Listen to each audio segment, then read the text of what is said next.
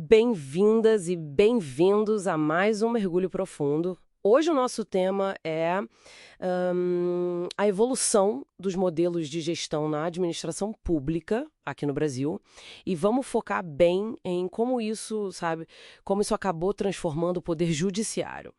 As fontes que a gente consultaram mostram o caminho que vai desde umas práticas bem antigas até essa busca mais atual por eficiência, por resultado.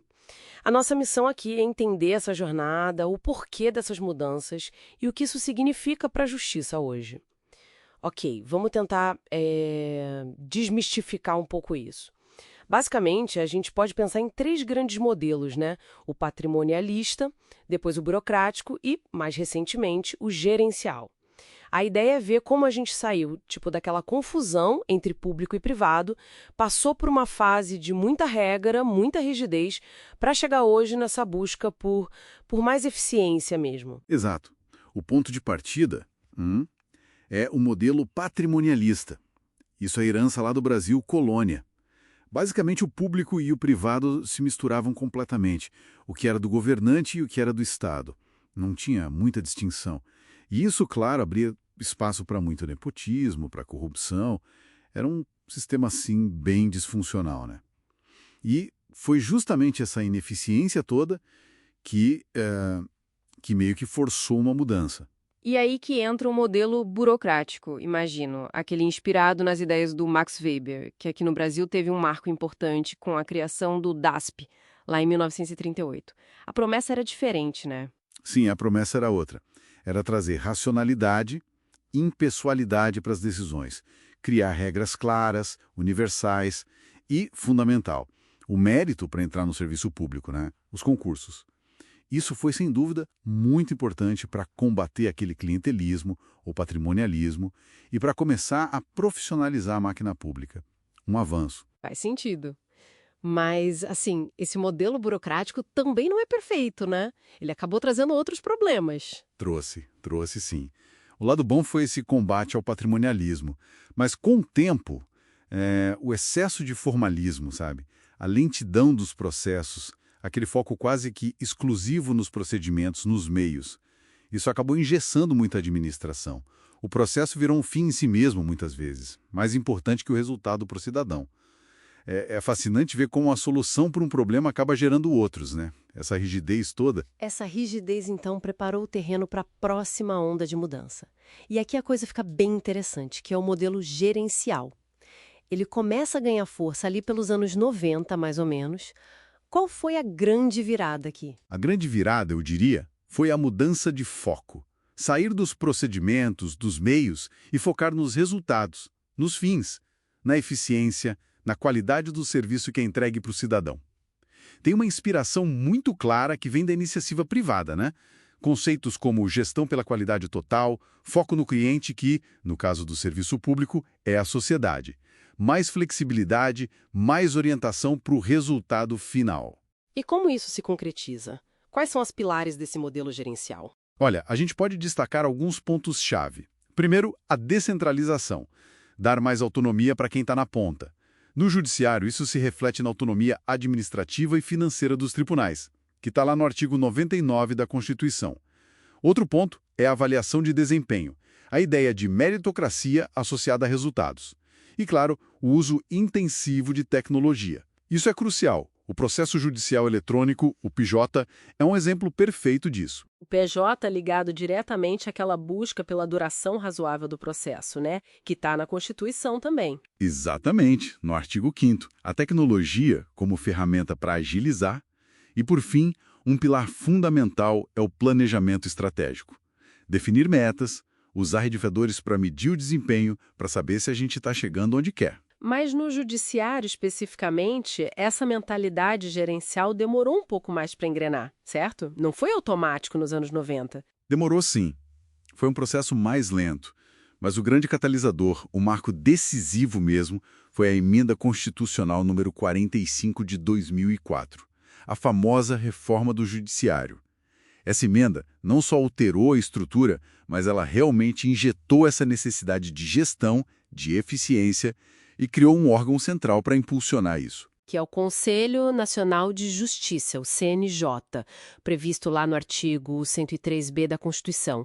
É bom a gente reforçar o papel dele, né? Ele não está ali para julgar processos. De jeito nenhum. O CNJ é um órgão de controle externo da atividade administrativa e financeira do judiciário e também da parte disciplinar dos juízes. Não entra no mérito das decisões judiciais. A composição dele já mostra isso, né? É bem diversificada, tem juízes de vários ramos, membros do Ministério Público, advogados e até cidadãos indicados pela Câmara e Senado. A ideia é ter uma visão plural sobre a gestão da justiça. E como as funções dele mostram essa pegada mais gerencial que a gente está falando? E as competências que a Constituição deu a ele, lá no parágrafo 4º do 103b, por exemplo, controlar não só a legalidade dos atos administrativos, mas também a eficiência. Isso é a chave, a eficiência administrativa e financeira. E também a função de definir o planejamento estratégico nacional, de coordenar isso e de exigir relatórios estatísticos dos tribunais.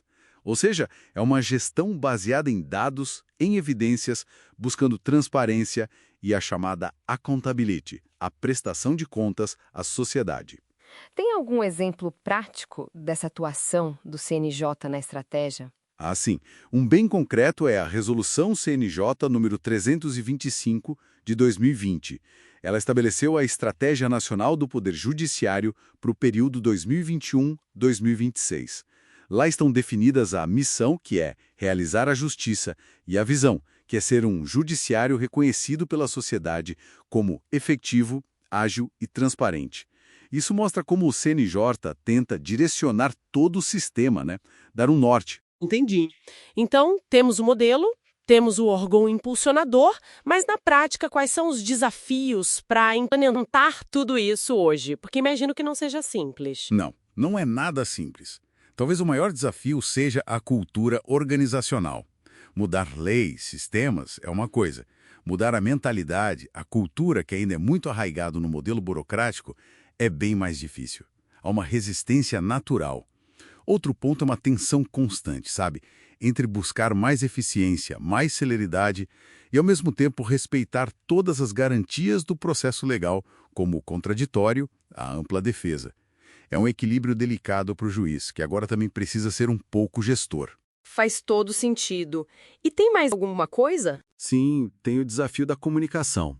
A linguagem jurídica ainda é muito hermética, né? Difícil para o cidadão comum entender. Então, iniciativas como Plain Language, a linguagem simples, ou Visual Law, que usa elementos visuais para explicar o direito, são importantes para melhorar o acesso à justiça. E, claro, tem o eterno desafio de alinhar o tempo da justiça, que tem seus ritos próprios, com o tempo da sociedade, que é cada vez mais acelerado e exige respostas rápidas. Então, para a gente recapitular essa nossa jornada aqui, a gente saiu daquela confusão público-privado do patrimonialismo, passou pela rigidez e pelo foco nos procedimentos da burocracia e chegamos a um modelo gerencial que busca resultados, eficiência e que olha mais para o cidadão. E no judiciário, essa mudança foi muito impulsionada pela Emenda 45 e pelo papel central do CNJ. É isso. Perfeito. Eu acho que fica bem claro que administrar justiça hoje em dia exige muito mais do que só o conhecimento técnico do direito, né? Exige competências de gestão mesmo, saber usar os recursos que são sempre escassos da forma mais eficaz possível para entregar um serviço de mais qualidade, mais ágil e que tenha um impacto social positivo. Mas, claro, sem nunca esquecer que por trás de cada processo tem uma pessoa, tem uma história. A eficiência não pode desumanizar. Excelente ponto. E para a gente fechar, fica aqui uma reflexão final. Pensando nessa busca constante por eficiência, no avanço da tecnologia, como o PJ que você mencionou, qual seria talvez o próximo passo? O que mais a gente pode fazer para diminuir essa distância que às vezes a sociedade percebe entre o ritmo da justiça e a sua própria urgência por respostas? Isso, claro, sem abrir mão da qualidade da decisão, da equidade. Fica aí a questão para a gente pensar.